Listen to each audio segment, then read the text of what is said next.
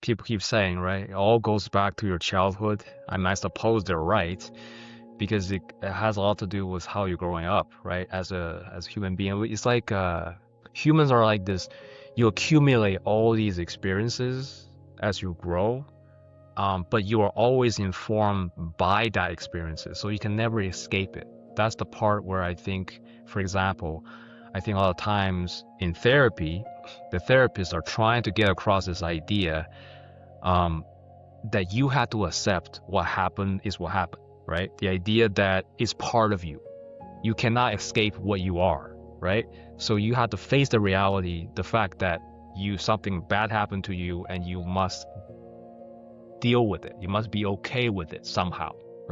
You have to face it, right? You have to come to terms with it. That's the idea. Even though some people are not ready to hear that, or they have to hear it in certain ways and take them a longer time to get there. I'm not a therapist, so correct me if I'm wrong, but this is kind of how I interpret what therapy Part of it ultimately is, is trying to. it's acknowledging kind of, then working on understanding and also acknowledging, accepting your feelings, your reactions. And this is where it's kind of abstract for me as well, but that's how I understand it. Is that, first you just examine what happened, you accept it, like, yeah, that's happened, and you kind of get secure and safe with that acceptance. You kind of comprehend that it's past, it happened, yes, it was, maybe you can apply this judgment or that judgment to it, but essentially it happened. You can process it, you can accept it, you can label it, etc. You can do this processing to it, and in this detailed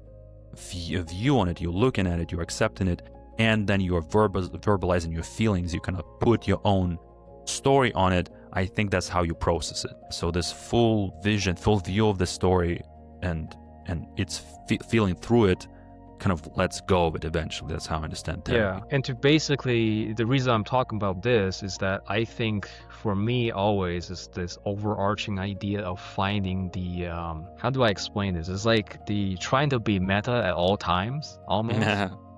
Just as I was talking about the music part, the idea is that you want to find out, you want to get more informed about, through your music choices, what does it say about you as a person, right? What kind of quirks is it that kind of give you that kind of impulse for, say, new stuff and what have you, right? Because everything is connected, right? It's not just, in this sense, it's not just the music you like. It's kind of like there's something underneath that as well, in terms of why do you like that certain type of genre, so to speak, right? Does it elicit some kind of emotion from the past, or, So, and it's like the idea of therapy. You're trying to come to terms with the multifaceted nature of your reality, right? That is complicated, but you're trying to understand that the complexness with a sort of self-informed kind of understanding, and you're trying to weigh, okay, I'm doing this and that. Why am I doing it this way, right? Compared to other people, this is why communication it matters, because the more you learn about how other people process some of the phenomena that happen in the world, then you get the sense, okay, that's how other people take it. So what does that mean? Why do they see it in that way, and then I don't? So in that comparison, then you get a better sense of yourself, right? So, and I just think that kind of way of analyzing yourself in such a way, it not just helps you practically, but it just kind of makes everything more. You basically are bringing all more of this unconscious or subconscious stuff onto the realm of the conscious. So you're actually making decision much better informed about making them. So you're saying that kind of this proactive analysis about just everything you're doing, just about Almost your choices, everything? decision. Well, that's ideal. Like, yeah, that's that mindfulness, right? Which also I've been gunning towards. But in practice, I find it's kind of difficult, because ideally what would be happening is that there's this extra, your focus of attention is like looking at everything that is happening from this observer view. It's impossible to maintain it, right? It only comes up in these spotlights when, because I try to instill it essentially in all kinds of ways. Like these days, what I'm trying to do, like I'm wearing my meditation beads all the time, because the sensation of them being on my body, it helps me stay aware. It's like, all right, they're there.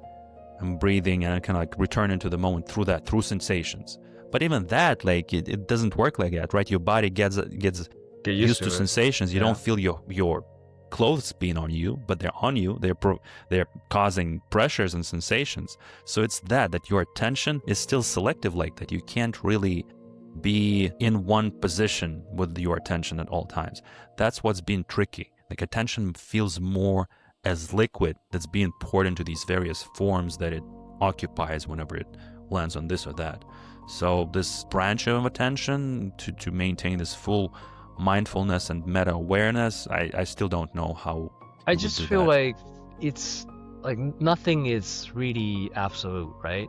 There's at least in terms of humans, like we're just now there's still this vacillation, right? This kind of cyclical.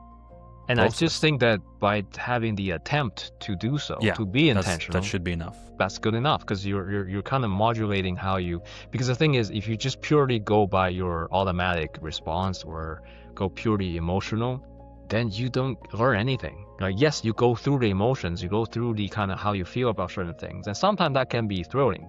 To be in the experience itself and not be too metally aware, it can be enjoyable. It can be a process of bliss even. But to always live in that though, it's kind of like you don't know where you're going, right? You're not really registering it on a conscious level enough, so it even forms memories, right? Because ideally, all the meaningful experiences would form memories that you can actually refer to and experience in your memories again later. It kind of reminded me of the time I used to be into track and field when I was a teenager. So I would actually trained with groups of folks and with a trainer to participate in some competitions and whatnot. And running like sprints, like doing sprints was one of my big areas of focus. And doing those sprints was the weirdest experience, because essentially you have to run with all your force, right? You have to put every ounce of your willpower to move in your body as quickly as possible. But when you do that, like the time just disappears, because like first there was a start, and then you almost like don't really have a memory of the run itself, of the sprint, because you're so much concentrated on just this job of moving as fast as possible that you don't have time to pay attention to anything else. Your mind and your consciousness is completely in the body, just moving it, because that's it. That's enough of a job that if you do it well enough, you'll run really fast. But if you're not as focused, if you're thinking about something else, it's not going to work. You're going to be like, you need to coordinate a lot of stuff to be able to run really quickly. So it was very interesting, because every time I finished a sprint, I was like, what happened? It's already finished. It's a very interesting experience.